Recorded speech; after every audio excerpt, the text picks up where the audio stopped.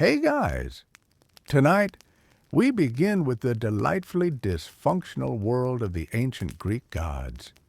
A pantheon so powerful, so dramatic, and so emotionally unstable. So, before you get comfortable, take a moment to like the video and subscribe. But only if you genuinely enjoy what I do here. Let me know in the comments where you're tuning in from and what time it is for you. It's always fascinating to see who's joining us from around the world. Now, dim the lights, maybe turn on a fan for that soft background hum, and let's ease into tonight's journey together. Let's begin with the big guy himself, Zeus, god of the sky, ruler of Olympus, and walking proof that absolute power absolutely fries your sense of boundaries. Zeus was the youngest son of Cronus and Rhea. His dad, like all great fathers, had a habit of swallowing his children whole to prevent them from overthrowing him. Romantic. Fortunately, Rhea saved baby Zeus by tricking Cronus with a rock and a blanket, which tells you a lot about how closely this guy paid attention.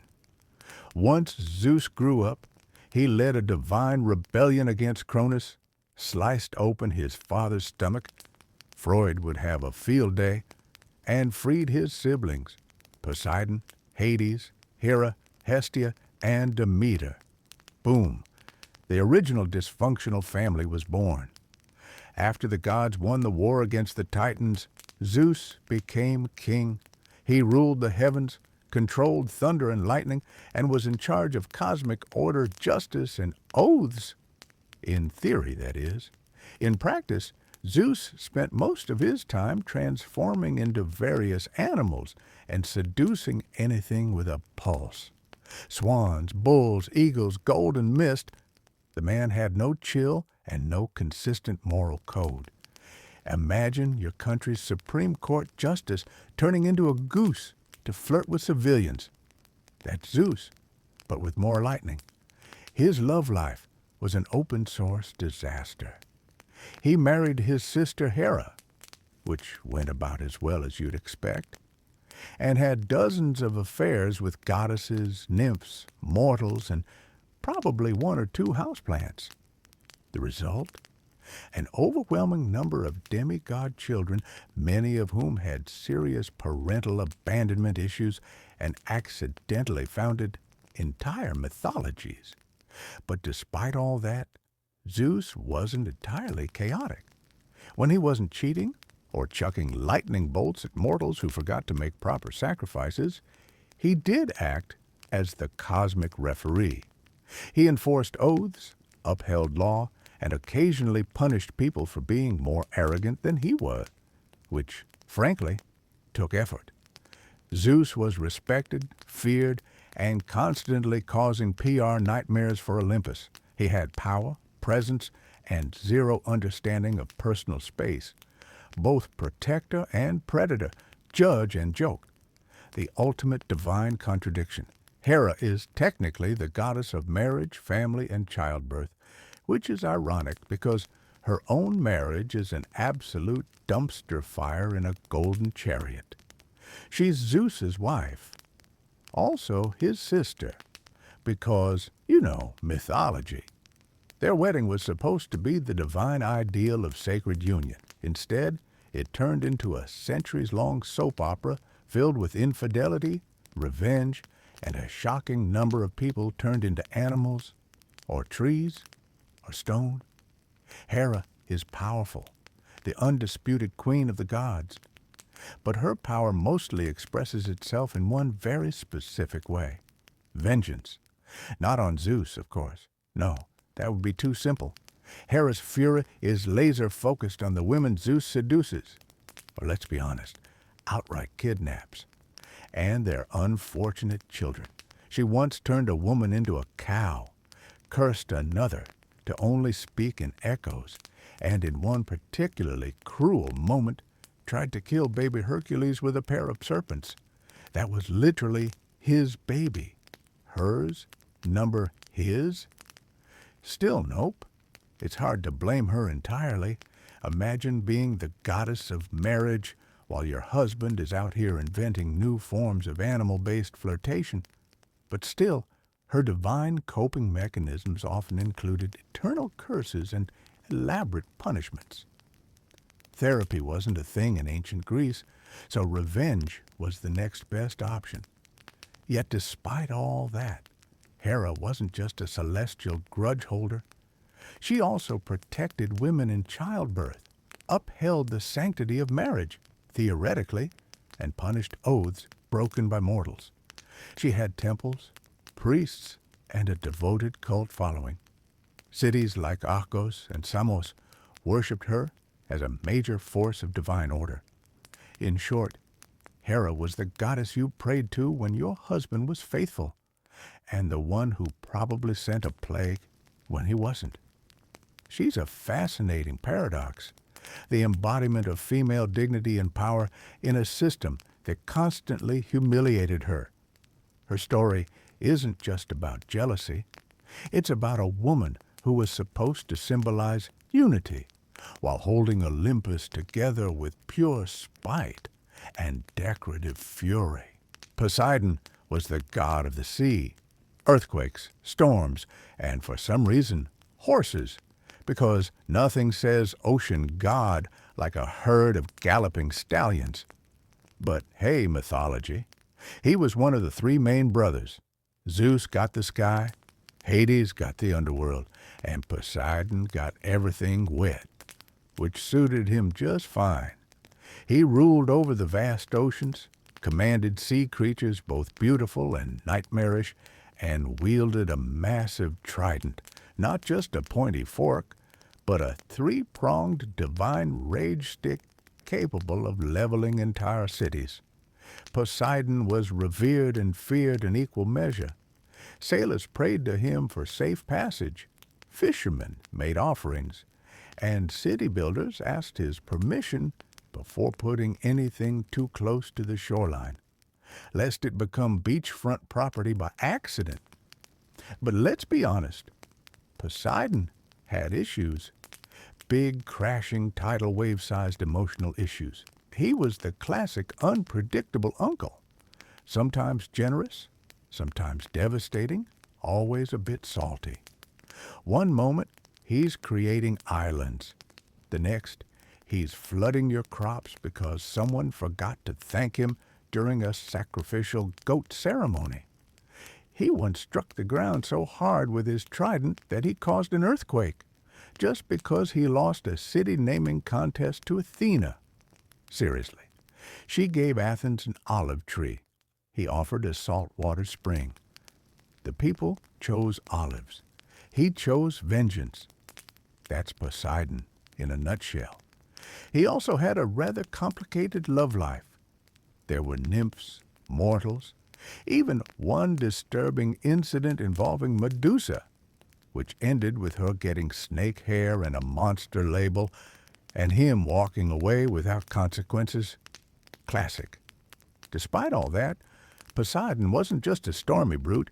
He was a protector of seafarers, a builder of cities, and, in his calmer moments, a god of prosperity and fertility. He was essential to ancient Greek life, especially for a culture so dependent on the sea. But like the ocean itself, he was always one storm away from reminding everyone who was really in charge. Hades is the god of the underworld, not hell exactly, but a vast, gloomy realm where all souls eventually clock out for eternity. Contrary to modern pop culture, Hades wasn't evil. He wasn't even particularly cruel. He was just incredibly tired of everyone. While Zeus got the sky and Poseidon got the seas, Hades drew the short straw and got stuck managing the ancient Greek version of customer service for the dead. For eternity, in darkness, surrounded by wailing. Hades ruled the underworld with a quiet, brooding authority. He wasn't flashy. He wasn't loud. He didn't throw lightning or crash weddings. He just showed up to work every day, managing the logistics of eternity and making sure souls didn't sneak out the back. The ultimate middle manager. His domain was also called Hades because, apparently, naming a kingdom after yourself wasn't a red flag back then.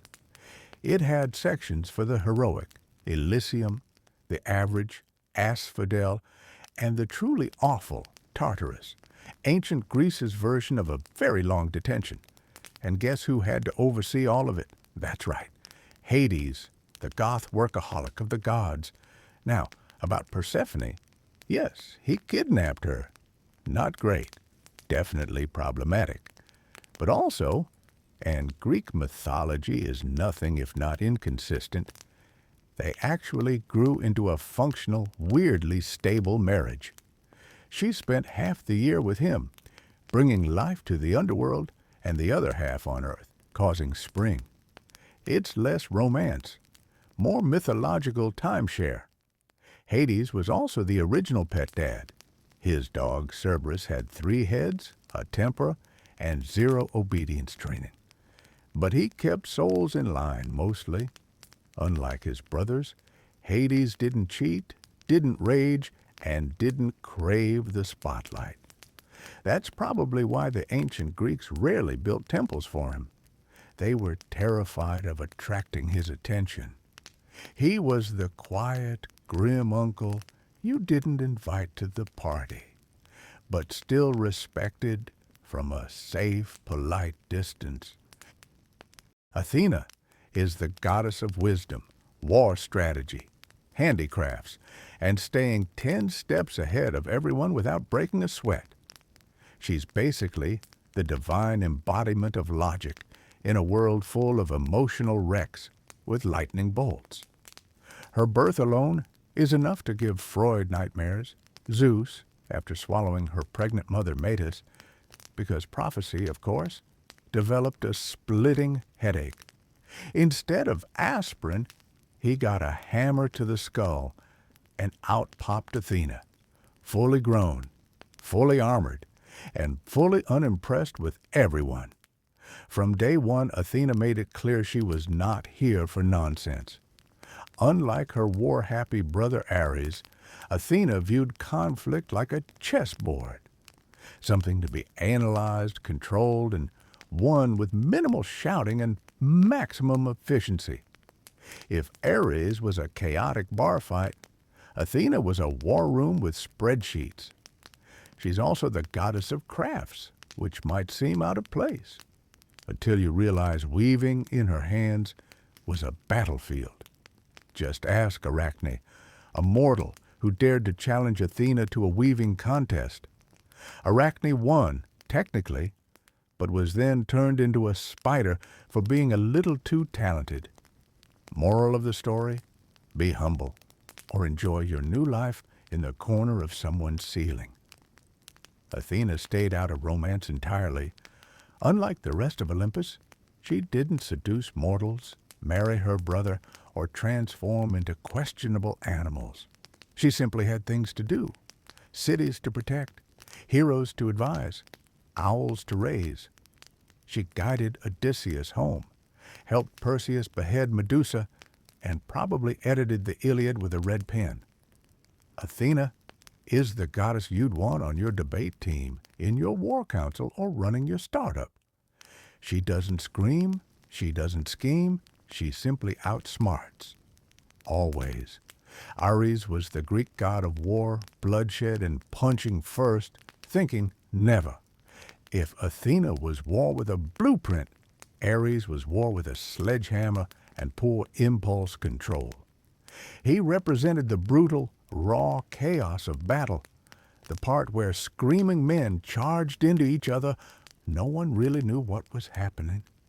Things were on fire, and someone just lost a helmet. In short, if Ares shows up, things are about to get loud, violent, and deeply disorganized. Personality-wise, he wasn't exactly Olympus's favorite guest. Even his fellow gods didn't like him. Zeus once called him the most hateful of all the gods. And you know you've messed up when Zeus is calling you a problem. Ares was arrogant, hot-headed, and about as subtle as a flaming chariot. He wasn't particularly respected either. The Greeks admired strategy, restraint, and cleverness, things Ares consistently failed to bring to the table. He didn't win battles with tactics, he just stormed in swinging. That worked occasionally, but more often than not, it left a trail of dead bodies and deeply annoyed allies. That said, Ares was still terrifying. He was the god of fear, literally. His sons were named Phobos and Deimos, a.k.a. panic and terror. And he loved being in the thick of a brawl. He also had an affair with Aphrodite, which sounds romantic. Until you remember, it ended with him getting caught in an invisible net by her husband Hephaestus and laughed at by the entire pantheon. Ancient Greek tabloids had a field day. In Roman mythology, Ares got a makeover as Mars, more disciplined, more honorable, less sweaty. But in Greece, he stayed the chaotic, muscle-bound avatar of violence. Still, Ares had his moments. In times of actual war, he was feared and revered. Warriors made sacrifices to him, hoping he'd bring them strength, or at least ignore them for a while. And when he wasn't breaking things, he did ride a cool chariot pulled by fire-breathing horses, which earns him at least one style point. Nice young lovers presided over weddings and brought beauty to the world. She was the goddess people prayed to before confessing a crush, or trying to charm their way out of something stupid. Still, she wasn't above starting wars. She's the one who offered Helen of Troy to Paris, sparking the Trojan War. Why? Because she wanted to win a divine beauty contest? Yes, really?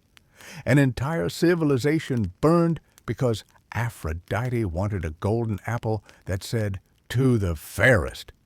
She's the patron goddess of desire, not stability. Beautiful, intoxicating, and absolutely not interested in your relationship boundaries. Hephaestus, or as you called him, Heristus, was the god of fire, metalwork, craftsmanship, and being the only Olympian who actually had a job. While the rest of the gods were busy starting wars, chasing mortals, or throwing lightning like confetti, Hephaestus was in the workshop, forging weapons, building palaces, and muttering under his breath. His origin story varies, but none of it is flattering. In one version, he's born deformed, and Hera, repulsed by his appearance, tosses him off Mount Olympus like unwanted luggage. In another, Zeus does the tossing after a family argument. Either way, the man falls from heaven, lands hard, and ends up with a permanent limp and probably some abandonment issues the size of Crete.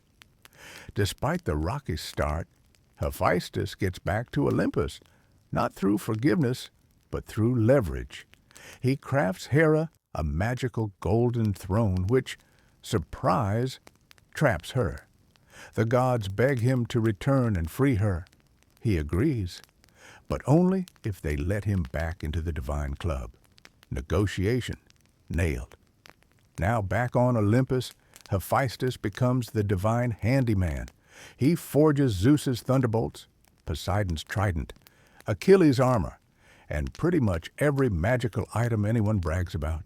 If it glows, flies, or explodes, Hephaestus probably made it, while working unpaid overtime. And yet, for all his brilliance, he was consistently disrespected. His wife Aphrodite, assigned, not chosen, famously cheated on him with Ares. His family, emotionally distant, to put it kindly, his co-workers, constantly breaking the stuff he just fixed. But Hephaestus didn't lash out like Ares or scheme like Hera.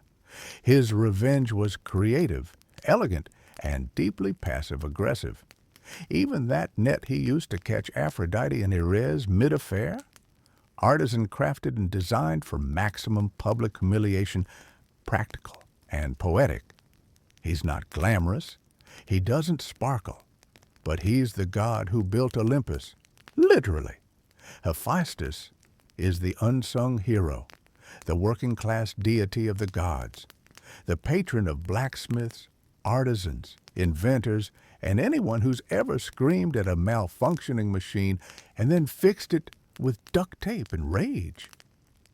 Hermes, on the other hand, is the god of travelers, commerce, thieves, messaging, and suspiciously fast talking. He's the guy with winged sandals, a staff that probably came with no user manual, and an energy that screams, "I've already eaten 3 olives and lied twice today." Unlike most gods, Hermes hit the ground running, literally. On the day of his birth, he crawled out of his crib, stole Apollo's cattle, invented the lyre using a tortoise shell, and returned to his cradle before anyone noticed. That's day one. Most gods take centuries to cause that much chaos. Hermes needed about 6 hours. He's known as the messenger of the gods, but that's underselling it. He didn't just deliver messages. He smuggled souls into the underworld, guided heroes through enemy territory, and probably invented the divine version of express shipping. If there was trouble, Hermes was already 2 steps ahead of it, leaving behind a suspiciously vague alibi and a charming grin. He also served as the god of commerce and trade because nothing says trustworthy marketplace energy like the same guy who oversees thievery. Hermes represented negotiation, persuasion, and morally flexible entrepreneurship. Basically, the patron saint of salesmen, travelers, pickpockets, and anyone who's ever bartered at a flea market. But he wasn't just a charming rogue. Hermes was loyal when it counted. He helped Odysseus outsmart Circe, gave Perseus the tools to behead Medusa, and even guided souls to the underworld with surprising tenderness, proving that beneath all that mischief, he had a job he took seriously. He also had a signature accessory, the caduceus, a winged staff with 2 intertwined snakes. It's often confused with the symbol of medicine, which is ironic considering Hermes's primary qualifications were speed, lying, and professional boundary hopping. If Olympus had an IT department, Hermes would be the over-caffeinated tech guy who speaks in acronyms, solves your problems in 2 minutes, and then disappears to go optimize cloud functions, which may or may not involve stealing Zeus's wallet. He's clever, quick, unreliable, and deeply lovable. The god of getting things done, getting away with it, and not answering follow-up questions. Demeter is the goddess of the harvest, agriculture, grain, and giving life to the world, provided she's in the mood. When Demeter is happy, crops flourish, trees bear fruit, and the world blooms with abundance. When she's upset, well, say hello to winter, famine, and general withering disappointment. She's one of the quieter Olympians, doesn't throw thunderbolts, doesn't start wars, doesn't turn people into animals. But don't mistake quiet for harmless. She can shut down the planet's food supply with one bad mood, which, as it turns out, she did. Enter Persephone, her beloved daughter, the literal flower child of Olympus. One day, Persephone is out picking flowers, minding her own mythological business, when the earth opens up and Hades, god of the underworld and professional kidnapper, swoops in and abducts her. Classic Greek parenting crisis. Demeter understandably loses her divine mind. She searches the earth in grief, refusing to let anything grow until her daughter is returned. Crops fail, animals starve, mortals beg for mercy. Demeter's response? No Persephone, no produce. Eventually Zeus intervenes, mostly because humans are dying and no one's sacrificing anything. a deal is struck. Persephone will spend part of the year with Hades, part with Demeter, and thus the seasons are born. Spring and summer, Demeter's happy. Fall and winter, she's pouting. So, yes, one of the most important natural cycles in human existence comes from seasonal mood swings, powered by maternal grief and emotional blackmail. Mythology at its finest. Demeter also had a strong sense of justice. She once taught humans how to grow wheat and build civilizations, then turned around and burned a royal baby because the parents interrupted her mid-ritual. It's a fine line between goddess of life and terrifying earth witch. But at her core, Demeter represents nurture, resilience, and the sacred bond between mother and child. She brings life from the ground and takes it away just as easily. Dionysus is the god of wine, revelry, fertility, theater, madness, and those questionable decisions you make after your third glass of whatever he's pouring. He's the divine embodiment of YOLO, wrapped in ivy, slightly intoxicated, and possibly summoning a panther. Born under very dramatic circumstances, Dionysus started life as the child of Zeus and a mortal woman, Semele. When Hera found out, because of course she did, she tricked Semele into asking Zeus to reveal his true godly form. Spoiler, it vaporized her. Zeus, ever the problem solver, stitched the unborn Dionysus into his thigh and carried him to term. Yes, thigh pregnancy. Greek mythology, where nothing is too weird to be canon. Dionysus grew up wandering the earth, spreading wine-making chaotic joy and mild existential dread. He was followed by a rowdy entourage of satyrs, maenads, and woodland party crashers, a traveling circus of ecstasy and potential property damage. His worship wasn't just about fun and grapes. Dionysian rituals involved letting go of your identity, your inhibitions, and sometimes your clothes. His festivals were wild, immersive, and often involved masks, theater, and very questionable decisions under the stars. Think Burning Man, but with divine consequences. But Dionysus wasn't all fermented joy. He had a temper, a very theatrical one. If you mocked him, refused his worship, or interrupted his vibe, things got weird. One king who banned his cult was driven mad and dismembered by his own people. Another was turned into a dolphin. Dionysus didn't do light punishment. He did statement punishments. Yet he was also deeply compassionate, especially to outcasts, misfits, and those outside polite society. He gave comfort to the broken, voice to the silenced, and occasionally transformed people into vines, which is probably symbolic of something. Dionysus is the paradox of divine liberation and chaos.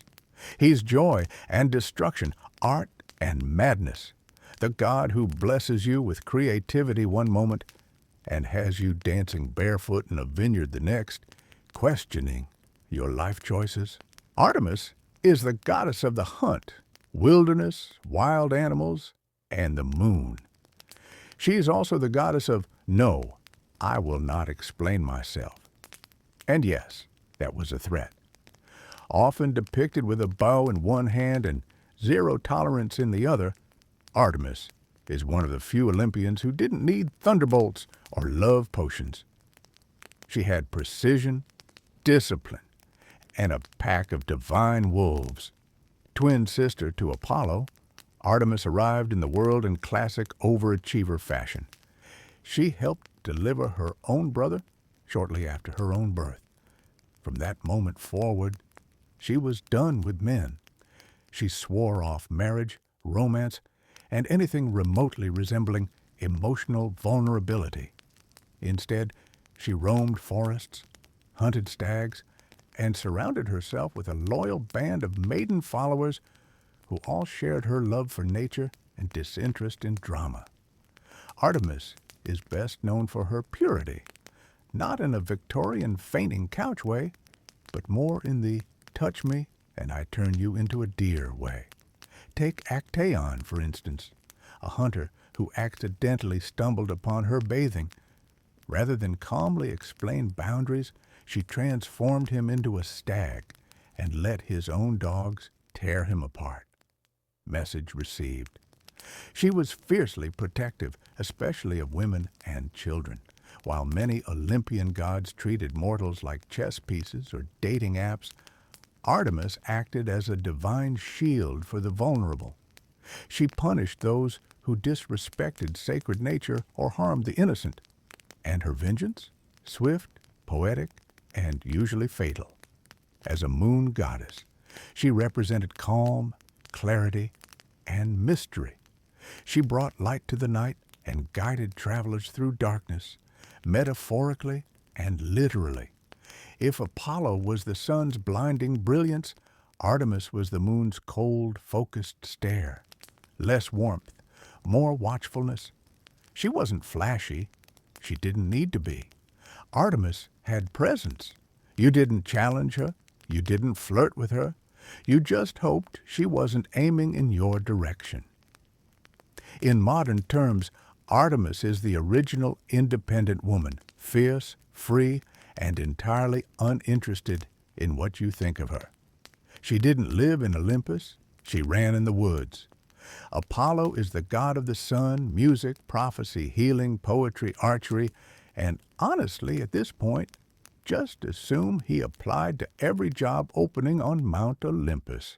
If the gods had LinkedIn, Apollo's profile would crash the site.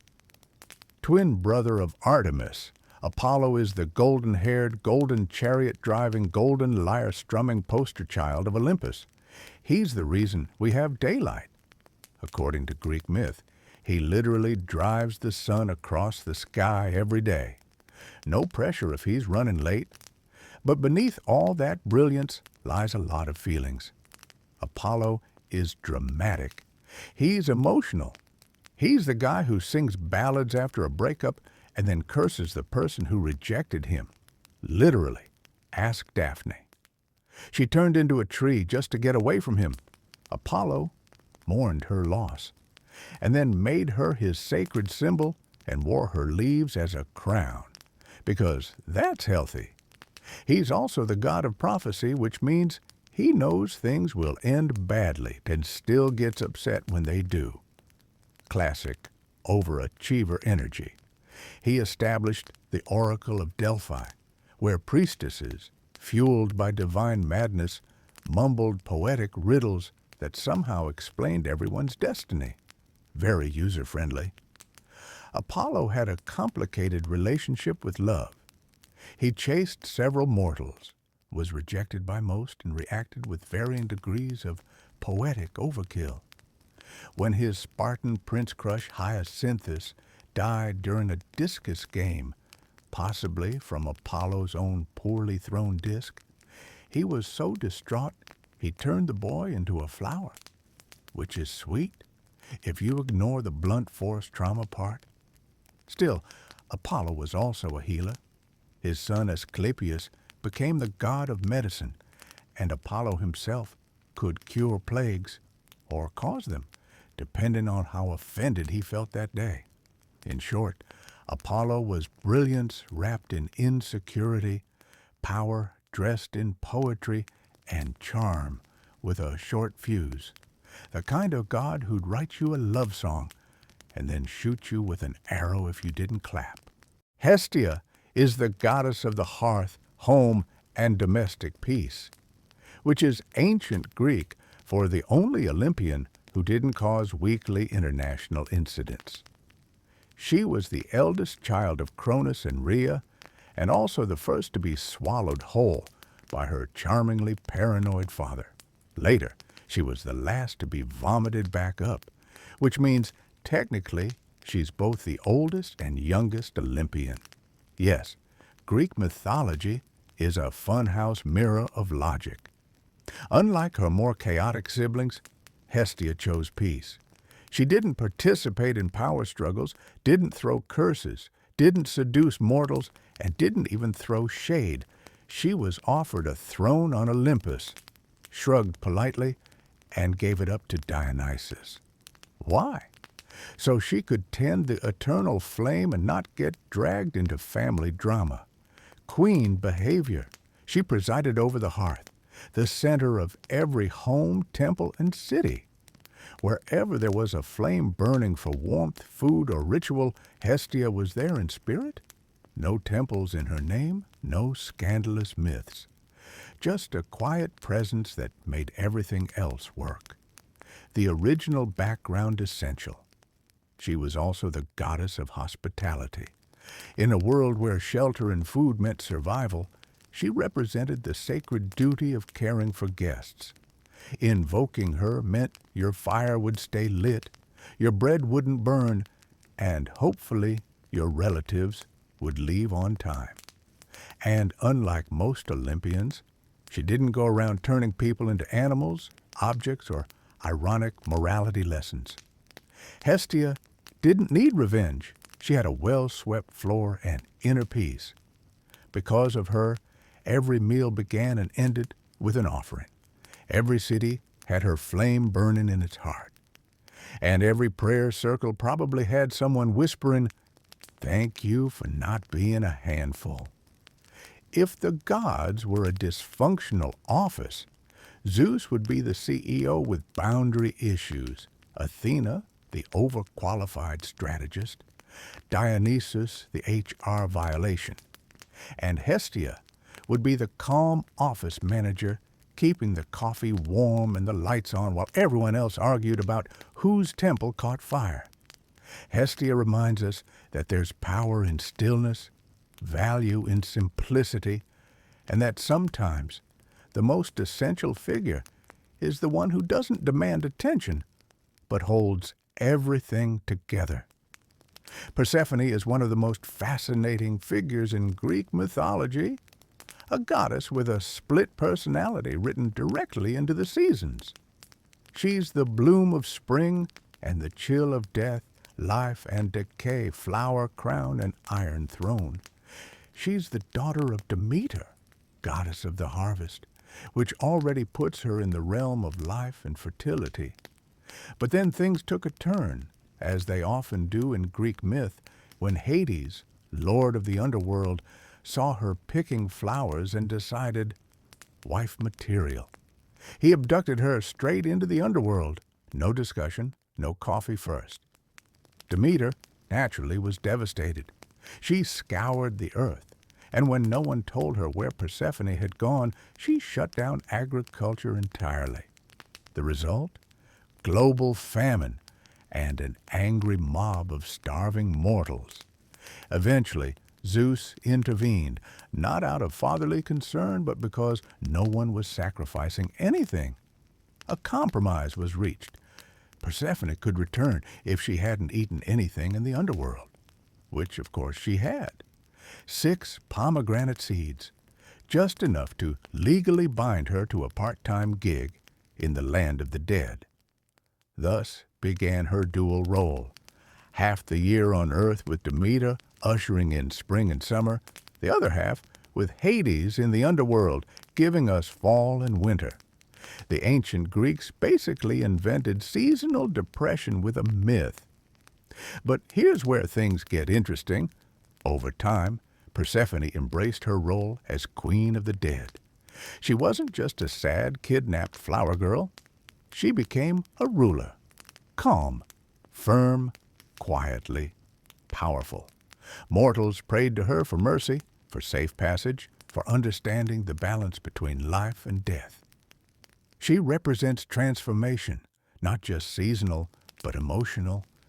The shift from innocence to strength, from being taken to taking control. Persephone is the goddess of duality. She walks through flowers and bones with equal grace. She's the reason flowers bloom and the reason they wilt. The Greek Pantheon saga wraps up with a powerful reflection on Medusa's enduring legacy. transforming her from a monstrous Gorgon, whose head became a talisman of fear, into a symbol of resistance and truth. Her story splits into two narratives, one that paints her as a serpent-haired killer, and another, whispered by poets, philosophers, and women, that reimagines her as a wronged victim, punished for her beauty.